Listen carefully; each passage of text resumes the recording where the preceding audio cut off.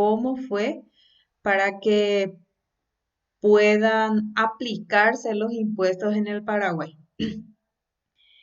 Me decía una vez uno de mis participantes, profe, pero en la época en que llegaron los españoles a colonizar América, se dice que ahí inició la aplicación de los impuestos. O sea, desde ahí nosotros tenemos la historia, ¿verdad? Pero nosotros sabemos de que ya los pueblos precolombinos practicaban ya también de alguna manera el cobro de los impuestos, pero a su manera. A lo mejor no utilizaban la moneda, pero utilizaban otro tipo de pago de impuesto. ¿Para qué? Para que el pueblo pueda subsistir y sobre todo también para pagar los gastos de guerra. Imagínense, ¿verdad? No es nada como es aplicado los impuestos hoy por hoy, ¿verdad? Bueno, y en esta parte de historia nos dice, desde que las personas descubrieron que organizadas en comunidades se podía vivir mejor, se establecieron formas de cubrir las necesidades comunes. ¿Y cuáles son esas necesidades comunes que tenemos como pueblo? Salud, educación, seguridad y obras viales. Una de ellas, una de las formas para cubrir estas necesidades fueron los impuestos. Entonces, de ahí la importancia del cobro de los impuestos. Para eso le es importante al Estado cobrar impuestos. Bueno, en América los impuestos llegan con la conquista y colonización de los españoles. Ahí está. Donde los nativos debían aportar, no es dinero, sino que aportar frutos de la tierra y trabajo también a cambio de vestimenta y educación. Entonces, vestimenta que se les traía de Europa y también esa educación que se les podía brindar, ¿verdad? Para eso se pagaban los impuestos, ¿verdad? Pero no se llamaban IVA, IRE como ahora, ¿verdad? Obviamente, ¿verdad? Estableciéndose así las primeras formas de tributo en nuestro territorio. En el Paraguay, el gravamen más representativo era la gabela. Me gustaría que ustedes puedan investigar qué significa gabela, pero vean un poco su significado tributario, porque todos los términos que nosotros vamos a encontrar de cómo se llamaban en esa época los impuestos tienen muchos significados y ustedes tienen que buscar los significados tributarios. Otros impuestos, por ejemplo, la alcabala, sisa, arbitrio, anclaje, cuatropea, eran otros impuestos que posteriormente fueron apareciendo y cobrados de acuerdo a la actividad o rubro trabajado. O sea que así se llamaban los impuestos en ese tiempo, ¿verdad? En la época colonial. Bien, y hoy por hoy nosotros sabemos que ya no es así. Los impuestos en el Paraguay. Aquí tenemos un poco de historia de los impuestos. ¿Cómo fue para que en el Paraguay puedan normarse los impuestos? Los impuestos, al ser una obligación de parte de los ciudadanos con relación al Estado que viene a ser el sujeto activo de la obligación tributaria, pasó mucho tiempo para que pueda reglamentarse mediante leyes. Tal es así que nuestra primera ley tributaria en el Paraguay se creó en la década de los 90. Se creó esa ley y hasta ahora se utiliza la ley, que es la ley 125/91. ¿Qué pasó con anteriormente a eso? Se cobraban los impuestos, pero no era algo que tenía una ley por el cual guiarse. No tenía, no teníamos una ley que diga ley de tributación o ley de impuestos ni nada, ¿verdad? Así que desde el año 91 entró en vigencia esta ley que se llama Nuevo Régimen Tributario del Paraguay. Muy, muy conocida la ley 125/91. En esta ley se originaban varios impuestos. Impuestos como el IVA ya existía con esta ley. Había impuestos que hoy nosotros tenemos que con esta ley todavía no teníamos. Por ejemplo, con la ley 125 teníamos el impuesto a la renta, el IVA, teníamos un impuesto que se llamaba tributo único, se llamaba un impuesto también que era para pequeños contribuyentes, para empresarios que tenían pocos ingresos. Entonces, había un impuesto que se llamaba tributo único. Y teníamos ya también el impuesto selectivo al consumo, pero no el impuesto selectivo al consumo de hoy en día, ¿verdad? Era totalmente diferente. El IVA también era distinto. Bueno, después, ¿qué pasó? Eh, con el transcurrir del tiempo, apareció una nueva ley. Aquí nos dice, con esta ley fue posible compendiar en un solo cuerpo todos los tributos fiscales internos administrados por la Subsecretaría de Estado de Tributación SET del Ministerio de Hacienda. Ah, me olvidaba.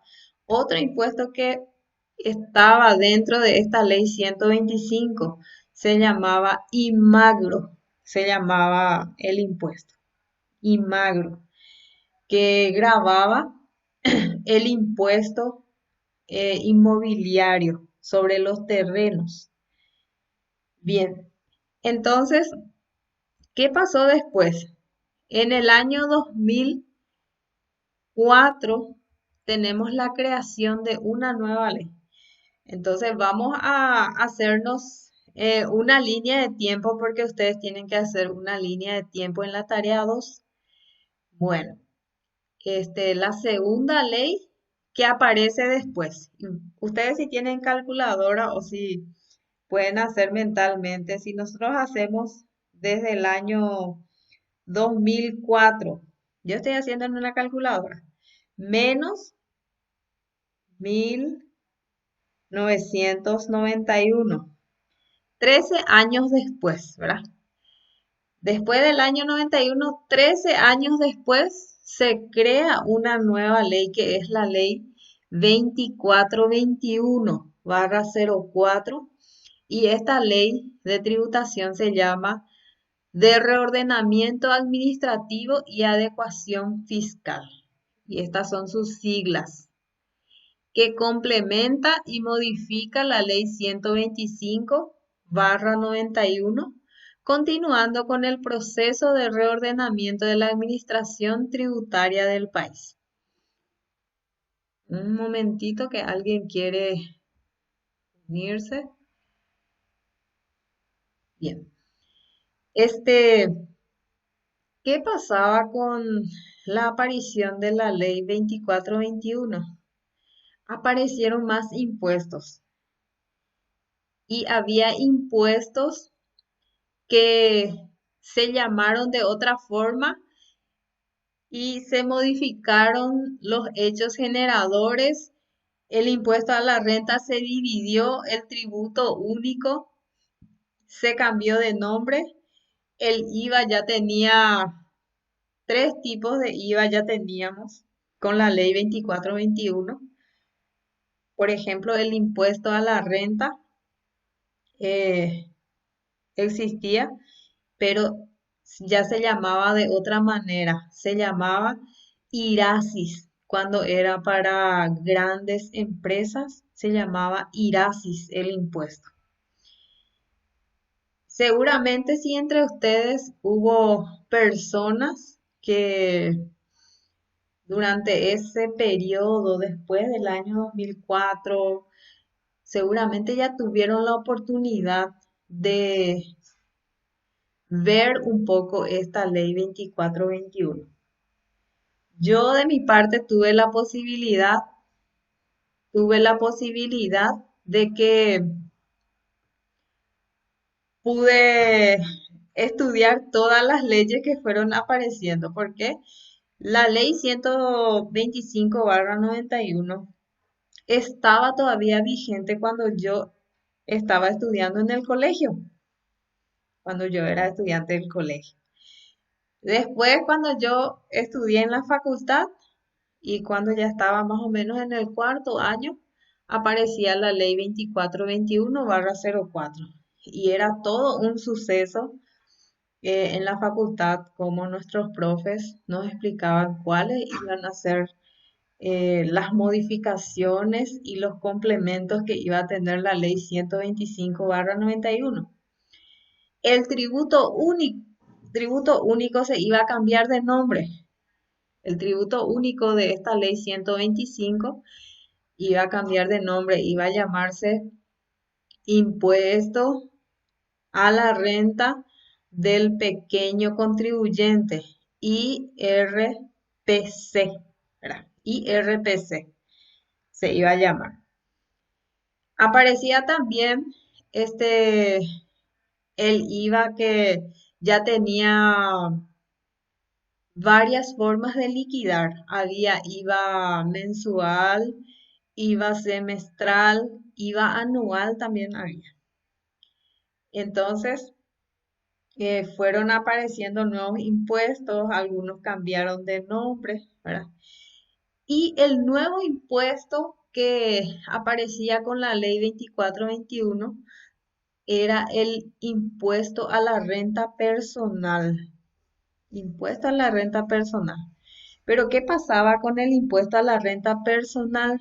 De que este iba a afectar a personas físicas que tengan ingresos anuales que superen los 120 salarios mínimos. Y eran las personas que ganaban más, ¿verdad?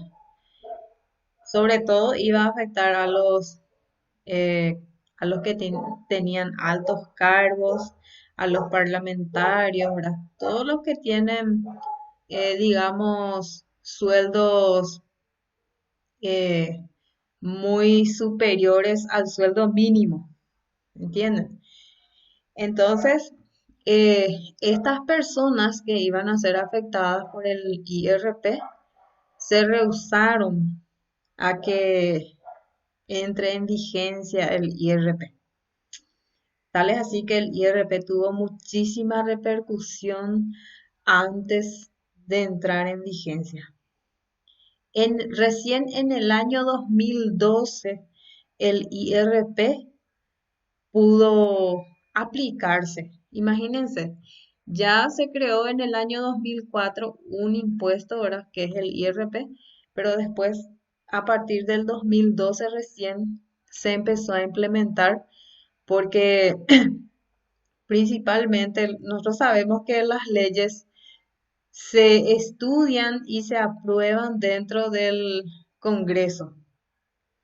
Y ahí justamente estaban las personas afectadas por el impuesto, ¿verdad? Entonces, siempre buscaban aplazar, aplazar y aplazar la entrada en vigencia del impuesto. Tal es así que se empezó a implementar desde el año 2012 recién.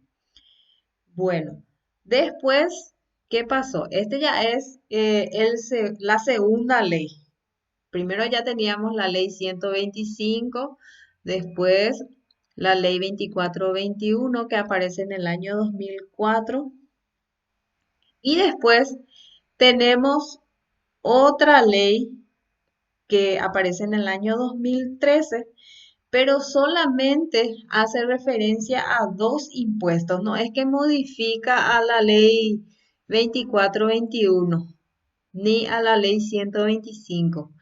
Con la ley 5061/13, lo que sucede es la aprobación y entrada en vigencia de dos nuevos impuestos que son específicamente para las actividades agropecuarias. Impuesto a la renta agropecuario y también el IVA agropecuario que se liquidaba en forma trimestral. 4 veces en un año se tenía que hacer las declaraciones juradas del IVA agropecuario. Y el impuesto a la renta de las actividades agropecuarias, también conocida como IRAGRO. IRAGRO se llamaba. Tenía tres formas para ser liquidado. Había tres formularios, uno que era para pequeños contribuyentes, otro que era para medianos contribuyentes y otro para grandes contribuyentes. O sea que había tres, tres formas de liquidar este impuesto a la renta de las actividades agropecuarias. Bueno, entonces ahí ya completamos tres leyes tributarias que fueron apareciendo desde el año 90, ¿verdad? O sea que desde el año 91 vamos a poner nosotros. Desde el año 91, después, 13 años después, aparece la ley 2421. Después, en el año 2013, aparece la ley 5061. ¿Y cuál fue la última ley tributaria que nosotros tuvimos? En el año 2019, la aprobación de la ley, que es la reciente ley que ahora nos estamos acostumbrando de a poco, ¿verdad? La ley 6380/19. Y ahí completamos cuatro leyes que fueron apareciendo a lo largo del tiempo en nuestro país para poder regular el sistema tributario nacional. Esta última ley es llamada Ley de Modernización y Simplificación Tributaria, del Sistema Tributario Nacional, mejor dicho. Bueno, entonces tenemos cuatro leyes. En ningún momento no podemos decir que la ley 125 totalmente se dejó ya atrás, porque hay una parte de la ley 125/91 que hasta ahora sigue vigente, que es la parte que trata sobre las infracciones y las sanciones tributarias, que sigue vigente todavía. Bueno, la institución que se ocupa de la hacienda pública en el Paraguay es el Ministerio de Hacienda y eso ustedes lo saben. A quien, a fin de distribuir mejor las responsabilidades a su cargo, posee tres subsecretarías cuyas funciones son: el Ministerio de Hacienda tiene tres subsecretarías. Una de las subsecretarías es la Subsecretaría de Estado de Tributación, SET, y es la subsecretaría con la cual nosotros más vamos a trabajar mediante las plataformas de la SET. Entonces, es la subsecretaría que va ligado a nuestro trabajo, esta subsecretaría. Se encarga de recaudar, normar, controlar y aplicar las leyes tributarias. La otra subsecretaría es la Subsecretaría de Estado de Administración y Finanzas. Esta subsecretaría se encarga de la elaboración del presupuesto general de gastos. Este presupuesto general de gastos es muy importante para el país. ¿Por qué? Porque es un documento en el cual queda plasmado todos los ingresos y gastos estimados para cada año y todo lo que esté presupuestado se tiene que ejecutar, ¿verdad? Y nosotros sabemos también que muchas veces dentro de ese presupuesto general de la nación se suelen hacer, ¿verdad? Grandes asignaciones de salarios, por ejemplo. Entonces, de la preparación del presupuesto se encarga esta subsecretaría. Y hay una ley que es la ley 1535, que es en donde figuran las instancias que debe recorrer este presupuesto general de gastos que se elabora en el Ministerio de Hacienda. Esto después se tiene que presentar al Congreso. Ellos vuelven a tener una comisión que estudia el presupuesto, todo, y después pasa a la otra cámara para ser estudiado otra vez y tiene muchos procesos. Bien, pero en donde inicia el proceso es en el Ministerio de Hacienda, en la Subsecretaría de Estado de Administración y Finanzas. Luego tenemos la última subsecretaría, que es Subsecretaría de Estado de Economía e Integración. Parece que alguien quiere unirse. ¿Listo? Se ocupa de la política de endeudamiento, relacionamiento internacional, entre otros. Entonces, esta subsecretaría, su función es encargarse de cuando el país se va a endeudar, ¿verdad? Cuando el país se va a endeudar, tiene que hacer esas documentaciones internacionales, ¿verdad? De eso se encarga esta subsecretaría del Ministerio de Hacienda. Bien, ustedes en la tarea 2 tienen para hacer un organigrama funcional teniendo en cuenta el Estado, los poderes del Estado, el Ministerio de Hacienda y la Subsecretaría de Estado de Tributación. ¿Qué significa organigrama funcional? Que ustedes tienen que poner las funciones de la SET, ¿verdad? Aquí tienen ustedes una función de la SET, pero más adelante vamos a encontrar más funciones. ¿Qué va a estar primero? ¿Qué significa organigrama? Un organigrama es una representación de cómo está organizado una institución o un sector, una empresa también. Y cuando les pido organigrama funcional, entonces ustedes lo que tienen que hacer es poner siempre arriba y en un rectángulo más grande, ponen el que está primero, el que tiene mayor autoridad, el que tiene mayor jerarquía. En este caso, primerito va a estar el Estado, ¿verdad? Y después, debajo del rectángulo del Estado va a estar los poderes del Estado, que son tres. Y van a estar ocupando el mismo nivel de lugar, ¿verdad? Los tres. Poder legislativo, poder ejecutivo y poder judicial. Y dentro del poder ejecutivo tenemos los ministerios, ¿verdad? Y entre esos ministerios va a estar el Ministerio de Hacienda, que es el que a nosotros nos compete, ¿verdad? Entonces, debajo de Poder Ejecutivo va a estar el Ministerio de Hacienda y debajo del Ministerio de Hacienda van a estar las tres subsecretarías.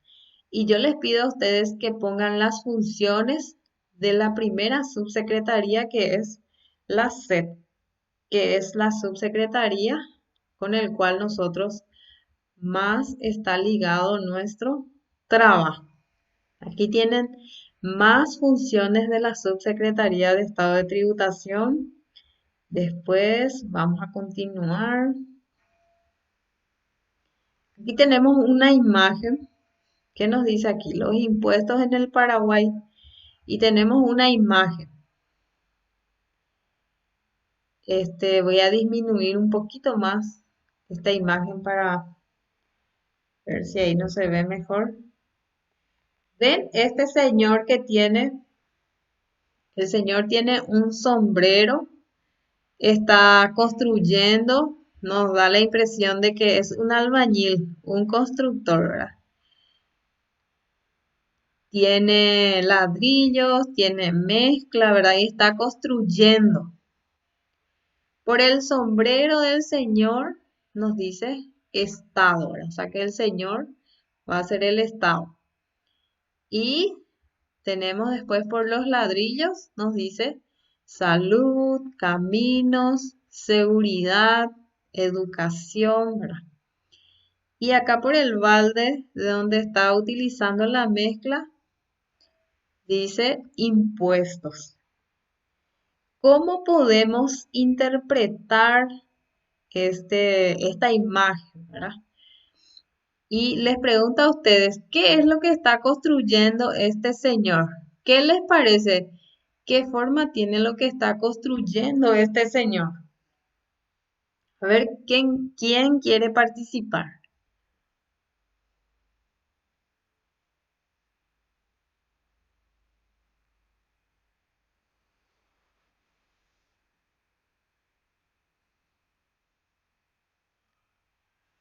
A ver, ¿quién se anima?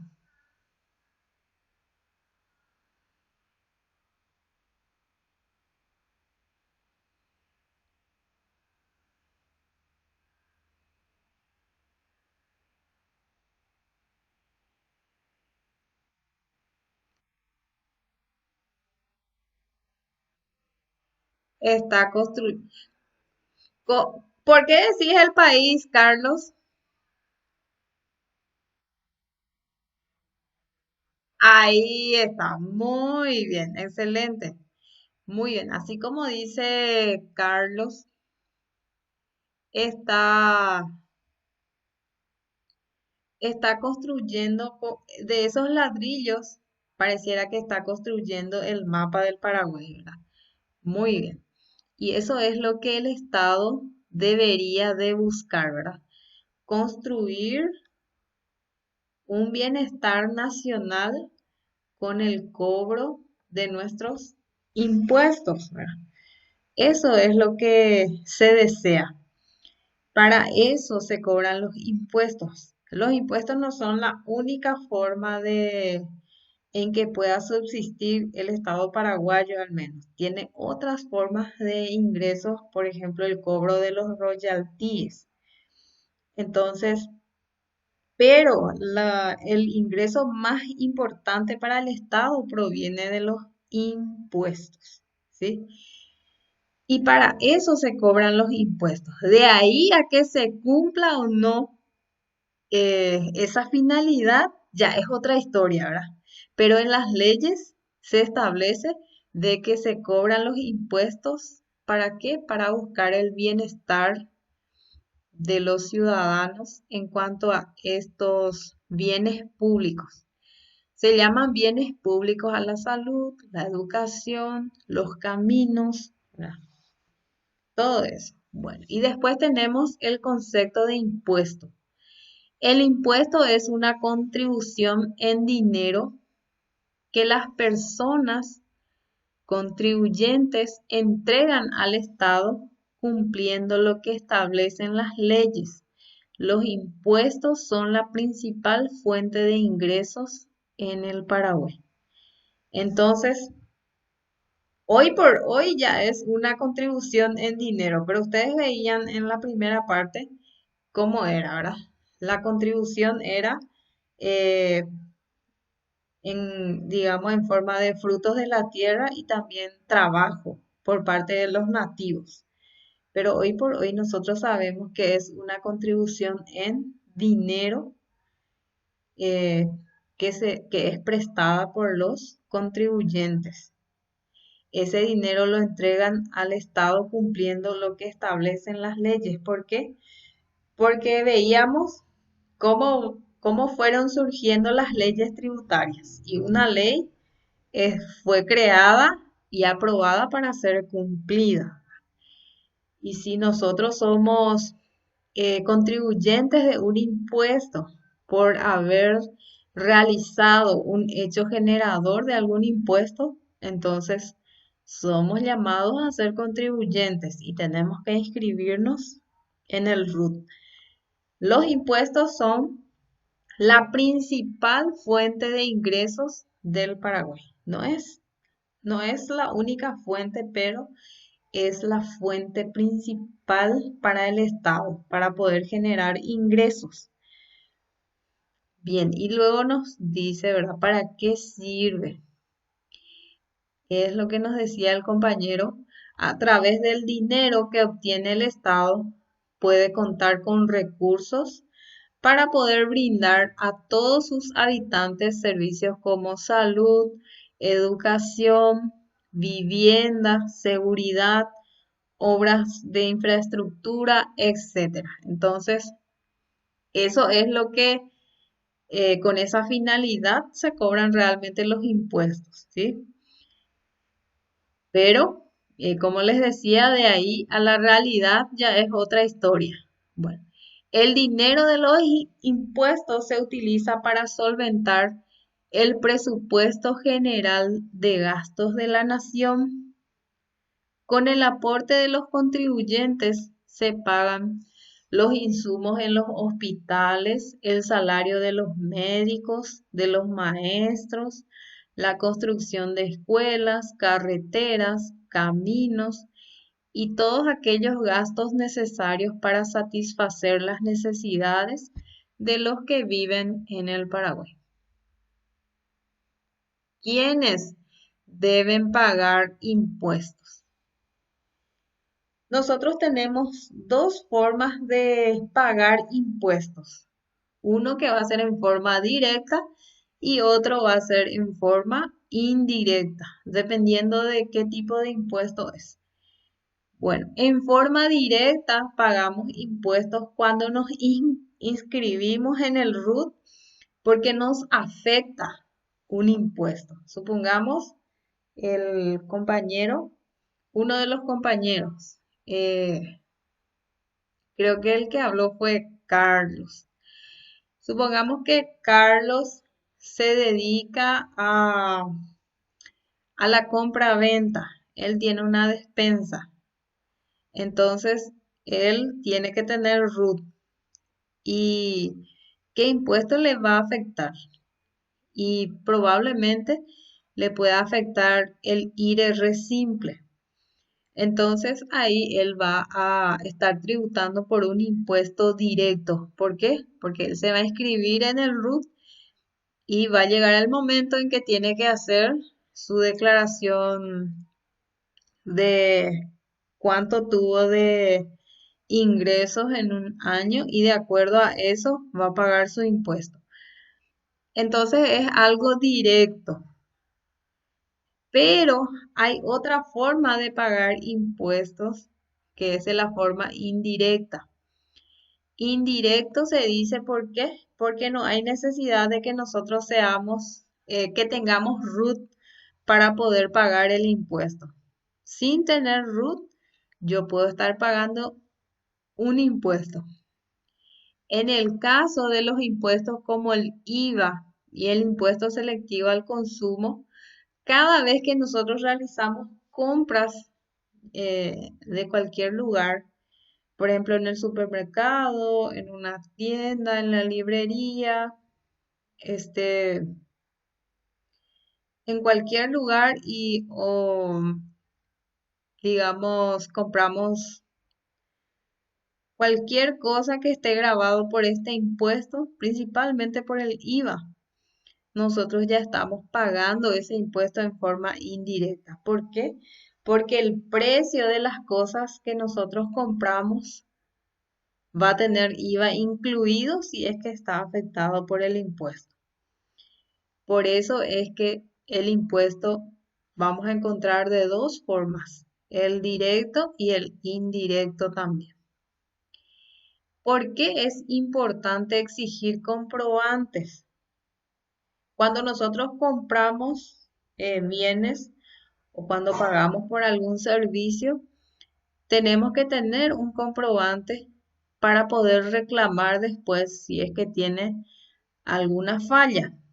Y además, pidiendo los comprobantes, las facturas principalmente, estamos asegurando que ese impuesto que nosotros pagamos en forma indirecta, en el caso del IVA, pueda llegar directamente al fisco. ¿Por qué? Porque el contribuyente después tiene que hacer su declaración jurada y tiene que incluir ese comprobante que emitió para nosotros. Por eso es demasiado importante solicitar las facturas por nuestras compras. Bueno, ¿cuál es la diferencia entre ticket y factura? Y hay unos requisitos para, para la factura. La factura tiene que tener timbrado, tiene que tener el nombre de la empresa o el nombre de la persona de quien nosotros compramos algo. Tiene que tener su número de RUT. Ese timbrado tiene que tener su fecha de inicio de vigencia, fecha de fin de vigencia también. Tiene que tener un número también. Entonces, y además, cuando se emite, tiene que tener el nombre de la persona.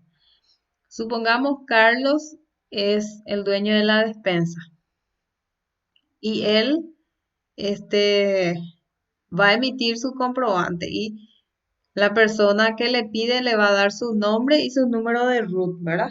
Y ahí hace que su comprobante sea válido. Pero si no tiene el nombre de la persona que compró, entonces no es tan válido también. Bueno, entonces con esos requerimientos, sea el papel preimpreso o sea el ticket, la hoja más pequeña que sea en el supermercado, pero si tiene todos los datos requeridos por la SED, igual va a ser una factura. Pero si está incompleto, si no tiene timbrado, si no tiene fecha de inicio de vigencia, fin de vigencia, no tiene nuestros nombres, no tiene nuestro número de RUT, entonces ahí es cualquier ticket, ¿verdad? Entonces, para que ustedes puedan diferenciar también. Y después van a ver un poquito en el archivo PDF, está todito, la diferenciación. ¿Qué es la evasión? La evasión es cuando una persona que debe pagar su impuesto no lo hace. Utiliza el dinero que debe dar al Estado en otra cosa, ¿verdad? O sea que, supongamos, Carlos, llega el momento en que él tiene que pagar su impuesto y él no lo hace. Ya es contribuyente, tiene que pagar y no paga. Entonces, ahí sucede la evasión. O hace aparecer menos su facturación. ¿Para qué? Para poder pagar menos impuestos. Entonces, a eso se le llama evasión. ¿Qué pasa si evadimos los impuestos? Si no se pagan los impuestos, el Estado no va a reunir los fondos necesarios para que los servicios públicos funcionen como corresponde. Así pues, los centros de salud no contarían con medicamentos y profesionales necesarios. No se podrían construir nuevas escuelas ni reparar las existentes. No se construirían nuevas rutas y otros servicios básicos no podrían funcionar adecuadamente, ¿verdad? Bueno, entonces todo esto que yo les estoy leyendo a ustedes, tienen que analizar un poco, ¿verdad? ¿Cómo es nuestra situación actualmente? Nosotros podemos decir sí hay evasión, pero con lo que se está pagando de impuestos, tampoco es que todo esto que aquí se expresa se cumple, ¿verdad? Porque nosotros sabemos de que la parte de salud, por ejemplo, la estamos remando, ¿verdad? Y con muchas deudas que tiene el Estado. Con eso la estamos remando. ¿Cuáles son las sanciones para los que no pagan sus impuestos? Y en cuanto a las sanciones, nosotros vamos a encontrar dentro de la ley 125/91 infracciones y sanciones fiscales, que hasta hoy sigue vigente. Los contribuyentes que no pagan impuestos son pasibles de sanciones que pueden ir desde una multa, procesos judiciales y la clausura definitiva del establecimiento comercial. Pena carcelaria no tenemos por falta de pago de impuestos, pero sí la clausura definitiva del establecimiento comercial. Administración de los impuestos en el Paraguay. ¿Quién es el encargado de realizar esa administración? El Ministerio de Hacienda a través de la Subsecretaría de Estado de Tributación. Y aquí ustedes tienen la función del Ministerio de Hacienda y tienen nuevamente la función de la SED, ¿sí? Se encarga de aplicar las disposiciones legales en materia impositiva, de regularlas y cobrar los impuestos a las personas que por ley están obligadas a pagar. Y aquí vuelven a tener las funciones de la SED. Tiene a su cargo, dice, el régimen tributario administrado por la SED está contenido en la Ley 125/91, la Ley 2421, la Ley 5061 y la Ley 6380/19. Esa ley no tiene todavía acá porque cuando se emitió este archivo todavía no estaba la Ley 6380, por eso nada más. Pero también este, está la ley 6380. Bueno, entonces,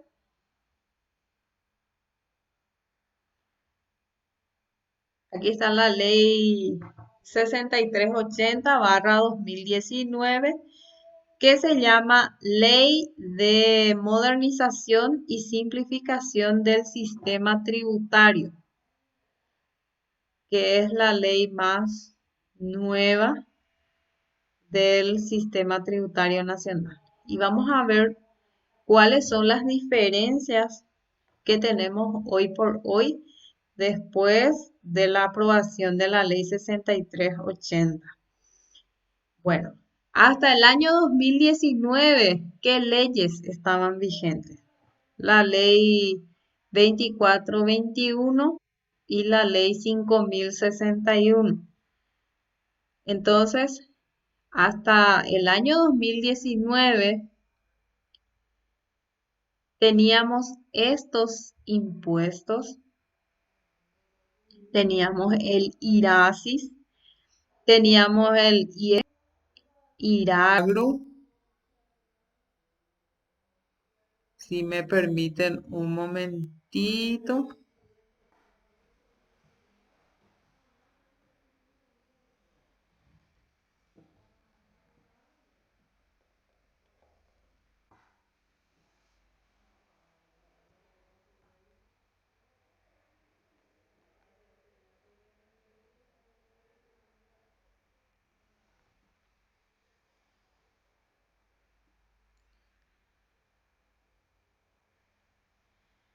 Bien, les decía de que teníamos los impuestos como el IRASIS, IRPC, IRAGRO, como impuestos a la renta. Ah, y también el IRP, que es un impuesto a la renta también. ¿Cómo eran las tasas de estos impuestos? El IRASIS era tasa general del 10% sobre la ganancia de la empresa. Y si es que había distribución de utilidades, si se trataba de sociedades, entonces debían pagar una tasa adicional del 5% por esa distribución de utilidades. Tasa adicional del 15% si es que se enviaban esas utilidades o remesas al exterior. Y RPC, que era impuesto a la renta de pequeño contribuyente,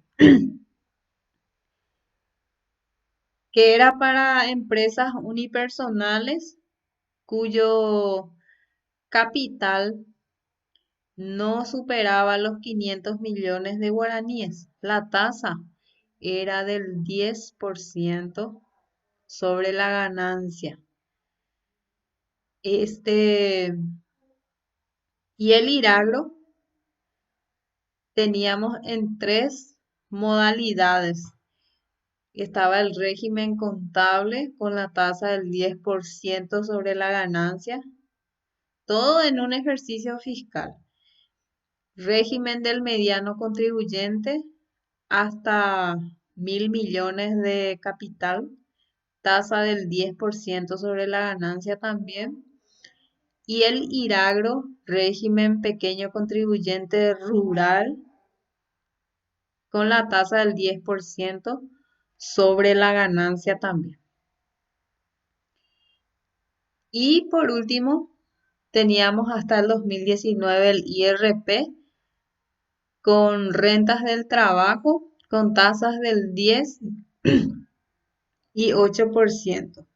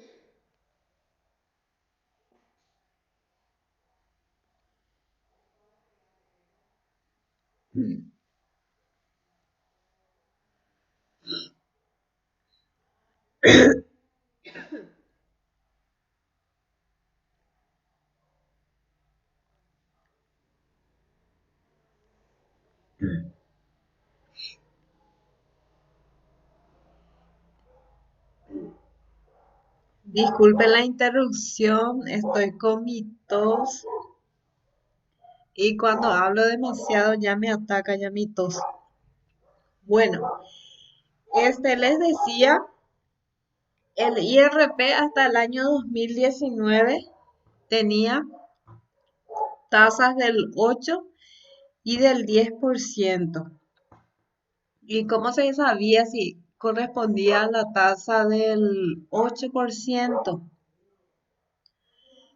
Si la renta, o sea, si los ingresos anuales no superaban los 120 salarios mínimos anuales, se consideraba a la tasa del 8%. Pero si superaban los 120 salarios mínimos anuales, esos ingresos, entonces era considerado a la tasa del 10%. Y las rentas del trabajo y las rentas por servicios personales, todo se podía liquidar en un solo formulario. Hoy por hoy cambió mucho el tratamiento del IRP. Ya se categorizaron aparte las rentas del trabajo y aparte las rentas por servicios personales, y las tasas también son bien diferenciadas. Para rentas y ganancias de capital, hoy por hoy ya es del 8%, y para servicios personales hay tasas progresivas del 8, 9 y 10% dependiendo de la cantidad de renta neta que tenga el contribuyente. Y teníamos ya el IVA con la tasa del 10% y 5%. Esta parte no cambió mucho con relación al IVA, pero el IVA se unificó.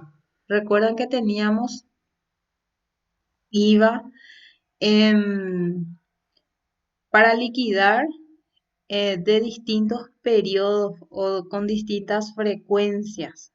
Había IVA mensual, IVA semestral, IVA trimestral, que es el IVA agropecuario, y había también IVA simplificado.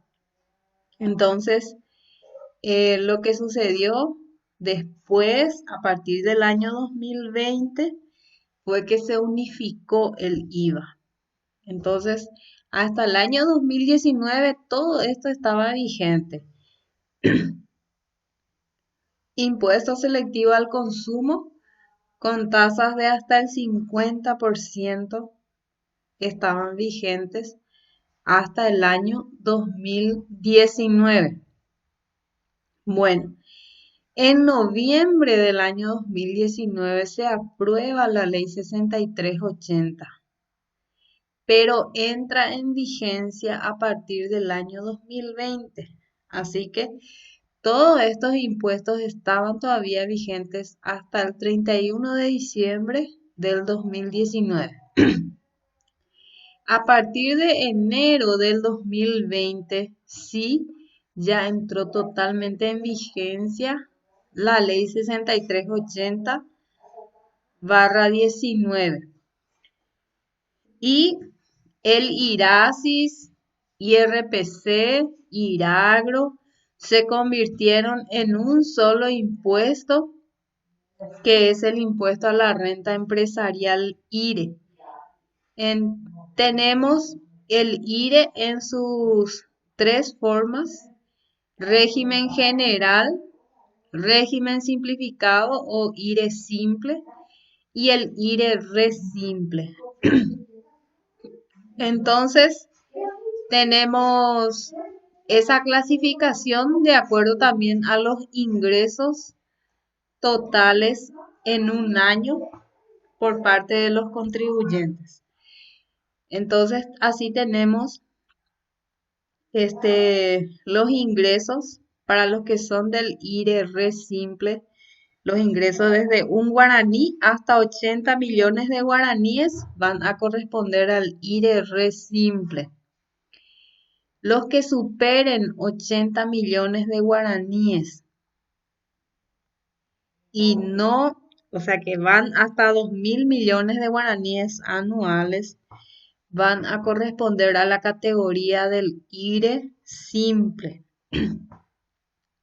Y los que superan 2.000 millones de guaraníes de facturación anual corresponden al régimen general. Y aquí tenemos cuánto de impuesto va a pagar el contribuyente que es del IRE re simple, que paga canon fijo mensual hoy por hoy.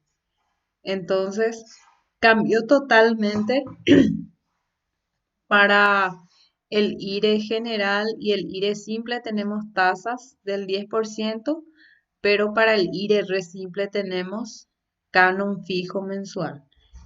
Bueno, después vamos a estar adentrándonos más con relación al IRE, porque va a ser el primer impuesto que vamos a estudiar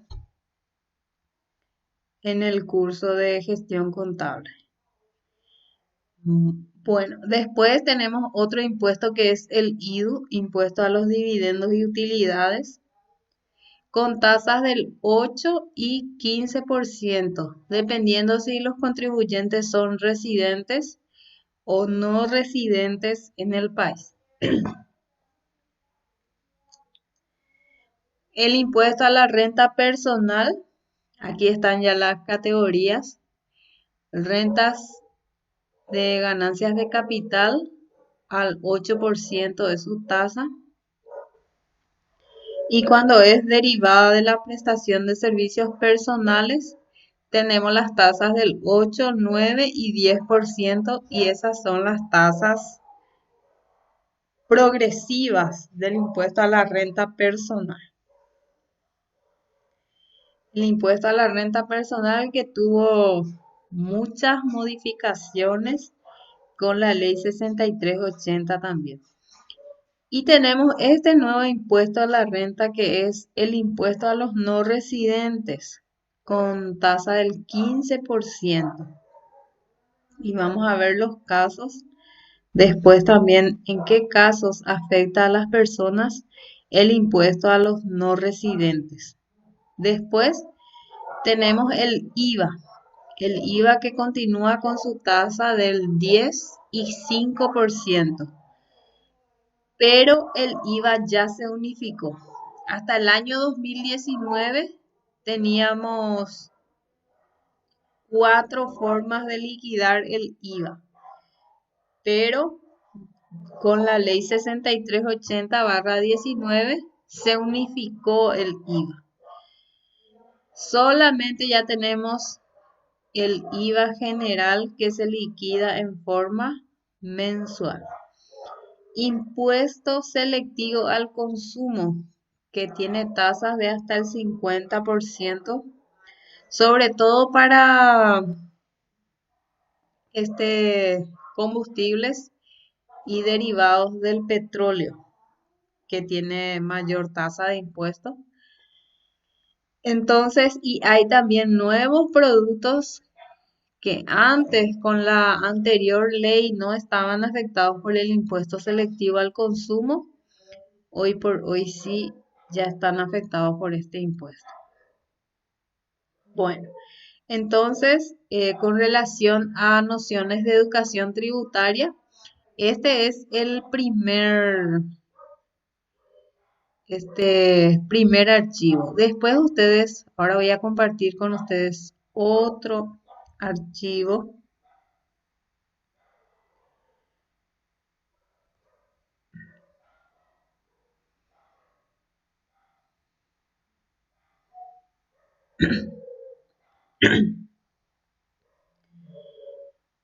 que es terminologías básicas del derecho tributario.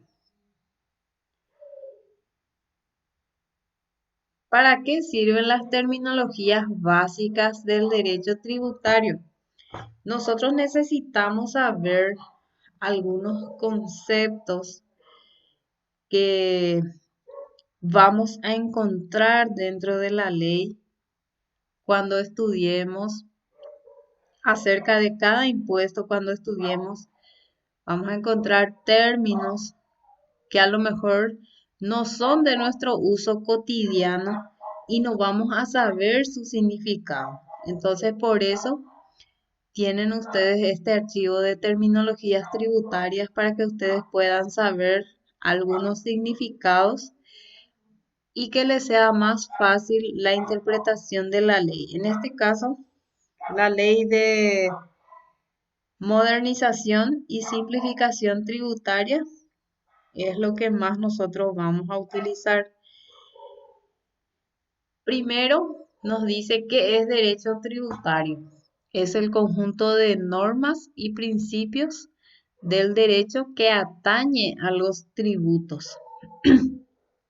En la facultad, por ejemplo, se tiene algunas instituciones dan como una materia derecho tributario 1, derecho tributario 2 y exclusivamente trata sobre los impuestos y las leyes mediante las cuales se incorporan esos impuestos, mejor dicho, en un sistema tributario de un país. Potestad tributaria es la facultad jurídica del Estado de establecer obligaciones tributarias. En este caso, ¿quién tiene la potestad tributaria? El Estado. Entonces, por medio de las leyes, establece el cobro de los impuestos. Establece nuevos impuestos y a la vez establece a qué tipo de personas o empresas va a afectar un X impuesto, ¿verdad? Luego tenemos tributo. Es una prestación obligatoria, comúnmente en dinero, exigida por el Estado en virtud de su poder de imperio y que da lugar a las relaciones jurídicas de carácter público. Cuando nosotros decimos tributo, estamos refiriéndonos a todo pago que se realiza a favor del Estado por parte de los ciudadanos. Y esos tributos se vuelven a clasificar. Esos tributos pueden ser los impuestos, las tasas y las contribuciones.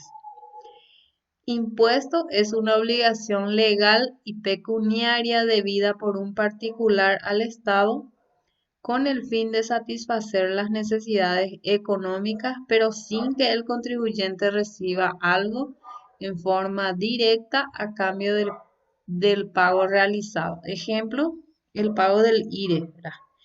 No es que el contribuyente va a pagar su impuesto y el Estado le presta un servicio en forma directa por ese pago que realizó, sino que el servicio que va a recibir seguramente va a ser en forma indirecta. ¿Por qué? Porque a lo mejor puede consultar en un hospital público, sus hijos van a poder estudiar en un colegio público, ¿verdad? Y así. Se puede acceder a los servicios públicos, entonces el beneficio es indirecto, pero no es que el Estado te va a decir, gracias por pagar tu impuesto y ahora ya te puedes ir a utilizar tal hospital, ¿verdad? No es tanto así. Por eso el impuesto nos dice que no se recibe algo en forma directa a cambio del pago del impuesto. En cambio, si es una tasa, también se paga al Estado o a una institución del Estado. Se paga en dinero con motivo de la prestación de un determinado servicio público. O sea que estamos pagando por algo específico, pagamos una tasa y queremos recibir un servicio específico por ese pago.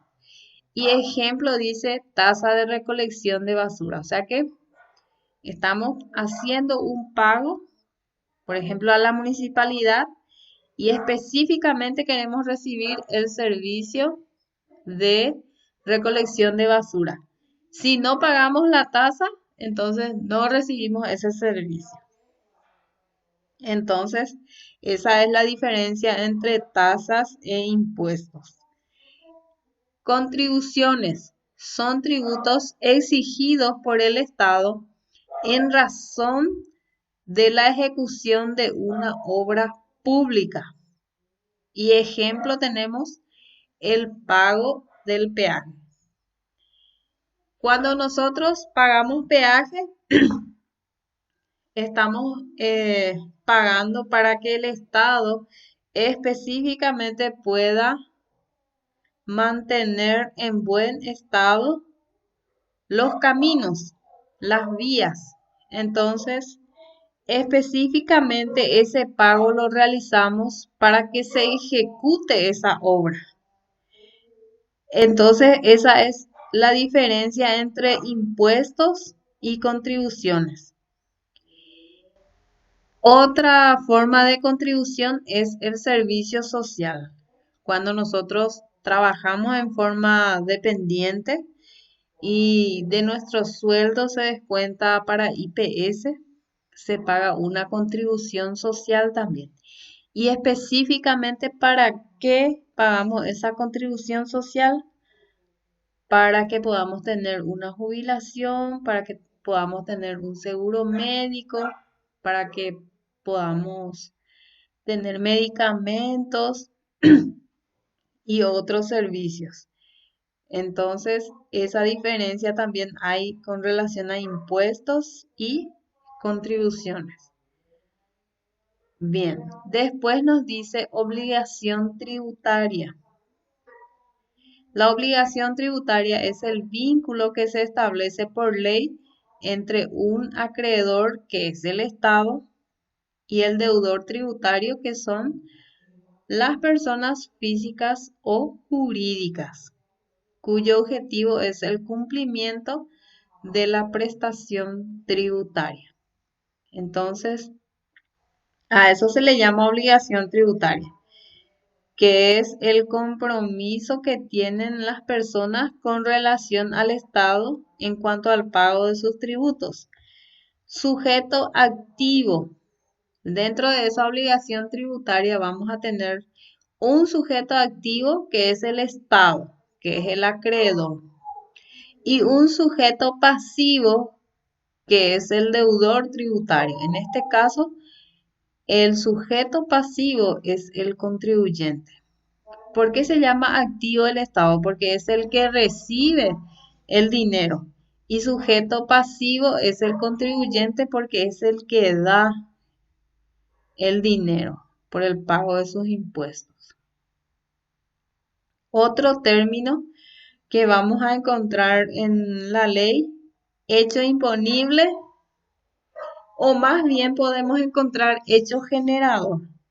En cada impuesto, si ustedes miran la ley 6380, para los 6 impuestos dice hecho generador, hecho generador, hecho generador, dice, ¿verdad? Entonces, ¿qué es hecho generador? Es el hecho que tengo que realizar para que me impongan el pago del tributo, el pago del tributo.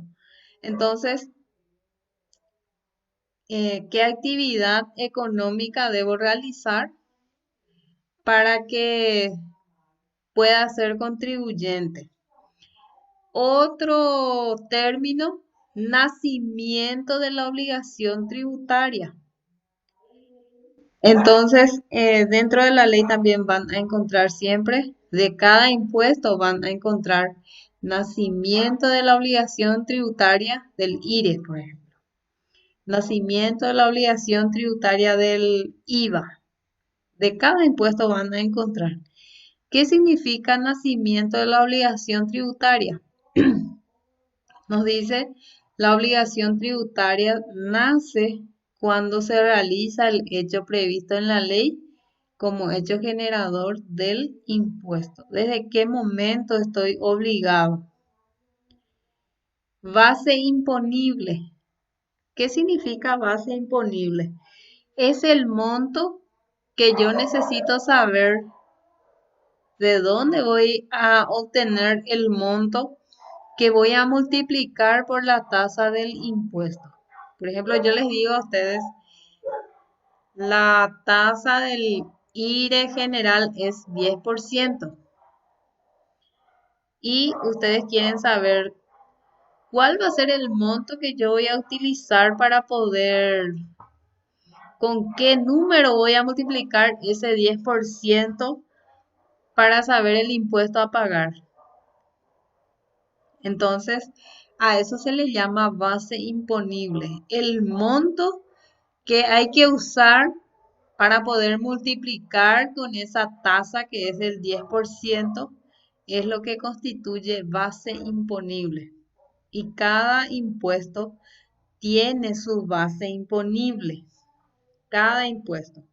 Entonces, ya tenemos qué significa hecho generador, nacimiento de la obligación tributaria, tenemos ya también base imponible y cada impuesto tiene su base imponible. Aquí tenemos un ejemplo, nos dice, para el IRE simple la base imponible es la renta neta real o la renta neta presunta, dependiendo cuál es el monto menor. Entonces, eh, renta decimos a la ganancia. Y vamos a ver de que en el IRE simple nos da la posibilidad de hallar renta neta real y renta neta presunta, y el monto que resulta menor es el que vamos a multiplicar por 10% para saber el impuesto a pagar. Luego otro término qué es renta bruta y qué es renta neta. Y esto nosotros en contabilidad utilizamos muchísimo. Renta bruta es la diferencia aritmética entre ingresos totales y los costos de venta. La resta que se hace entre ingresos menos costos, a eso se le llama renta bruta o utilidad bruta. ¿Y qué es renta neta? Es la diferencia aritmética entre la renta bruta y los gastos operativos. Para eso también vamos a ver después cuál es la diferencia entre costos y gastos, que son términos diferentes en contabilidad. Renta presunta es la presunción de una ganancia. La ley establece de que para ciertos impuestos se puede utilizar la renta presunta, como es el impuesto IRE simple, en donde podemos utilizar renta presunta. Aquí dice se calcula multiplicando los ingresos totales anuales o facturación total anual por 30%. La ley presume que el contribuyente tuvo una ganancia. ¿Y cómo se sabe cuánto es lo que se presume que ganó un contribuyente? Se multiplica lo que cobró por 30%. Entonces, a eso se le llama renta presunta. Exoneración. También siempre vamos a encontrar en cada impuesto, vamos a encontrar quiénes están exonerados del impuesto. Por ejemplo, exoneraciones del IRE, exoneraciones del IDU, exoneraciones del IRP, exoneraciones del IVA. Cada impuesto tiene sus exoneraciones. Entonces, ¿a qué se refiere exoneración? Es la no incidencia o la no sujeción tributaria. Se da cuando determinada persona o cosa se encuentran fuera del campo de incidencia de la regla jurídica de tributación, pues la ley establece esas exoneraciones. Y por eso, por más de que la persona física o jurídica exonerada realice un hecho generador, igual no van a hacer esa obligación tributaria del pago del impuesto.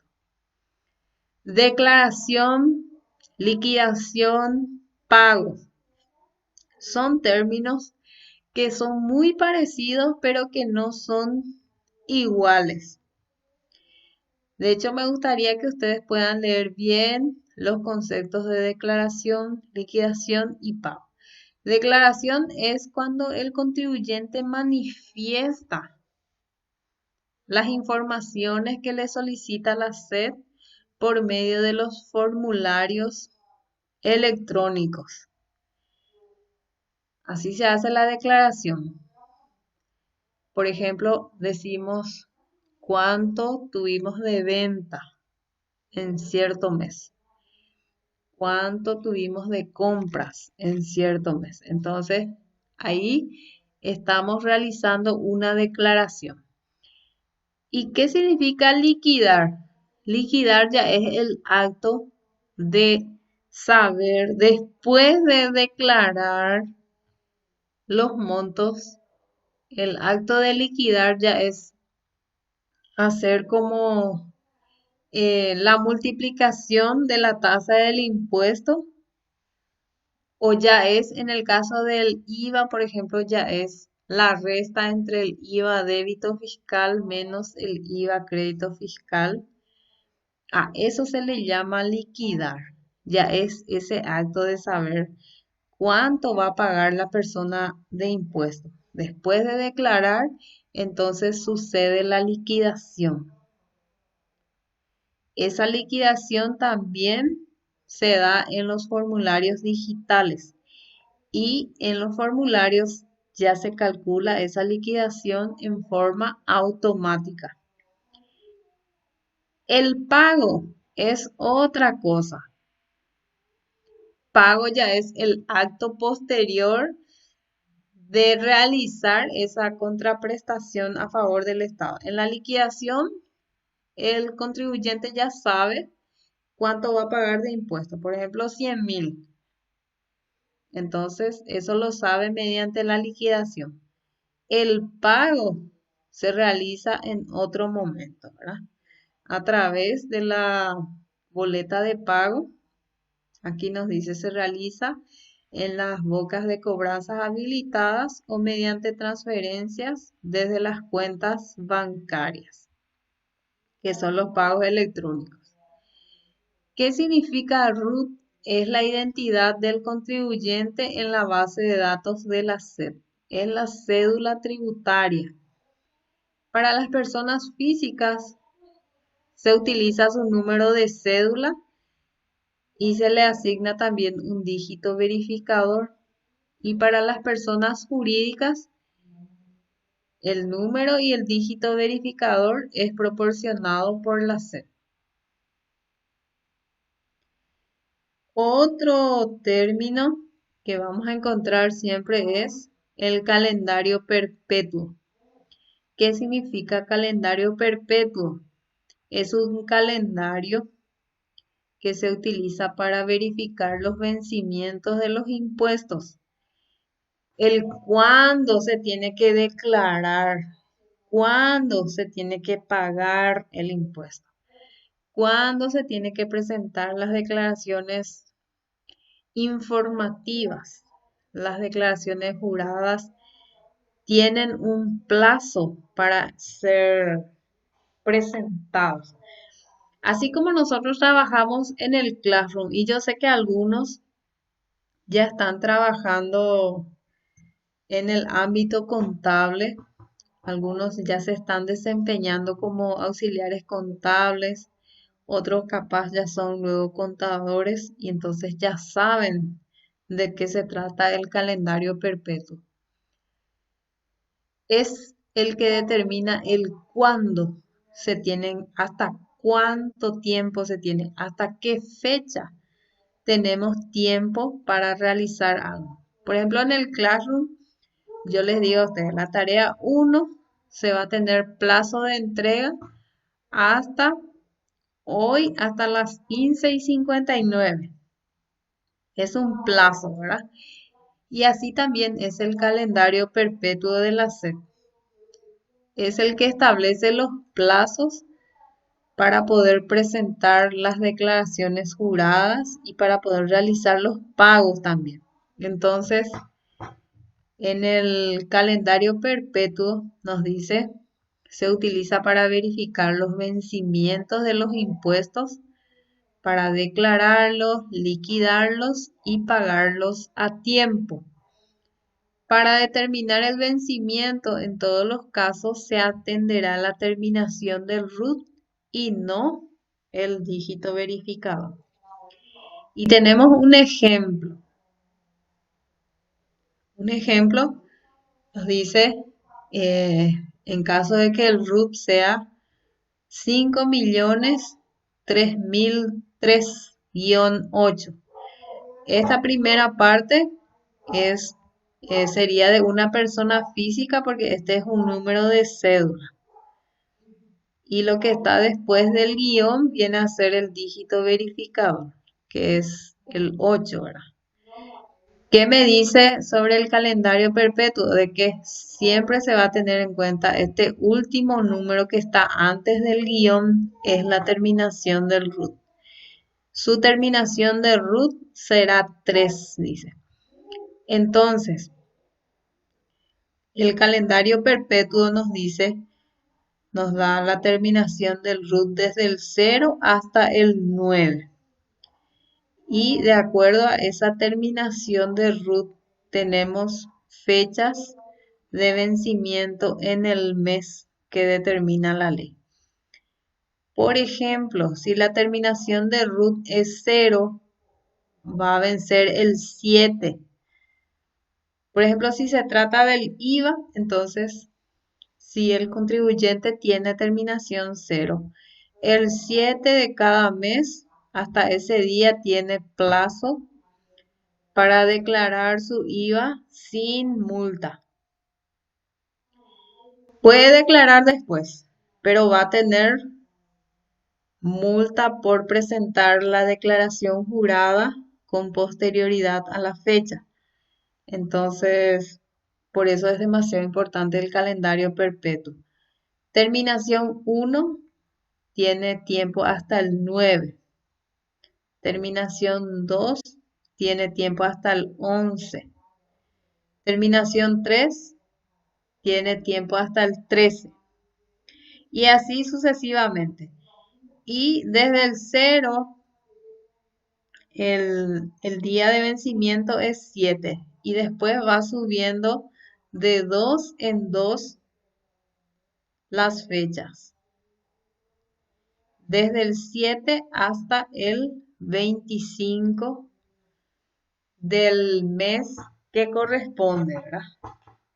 Supongamos que es un impuesto que vence en forma anual, como el caso del IRP, eh, rentas por prestación de servicios personales. La ley establece que va a vencer en el mes de marzo, pero la persona, supongamos que este número de RUT corresponde a una persona que es contribuyente del IRP. Entonces, este contribuyente va a tener tiempo hasta el 13 de marzo para poder presentar su declaración jurada del IRP sin multa. Y pasando esa fecha, supongamos, va a presentar el 25 de marzo, entonces ahí ya va a tener una multa de 50.000. Por eso es demasiado importante el calendario perpetuo. Bueno, hasta aquí la explicación de la clase de hoy y ahora yo les quiero escuchar a ustedes qué aprendieron hoy.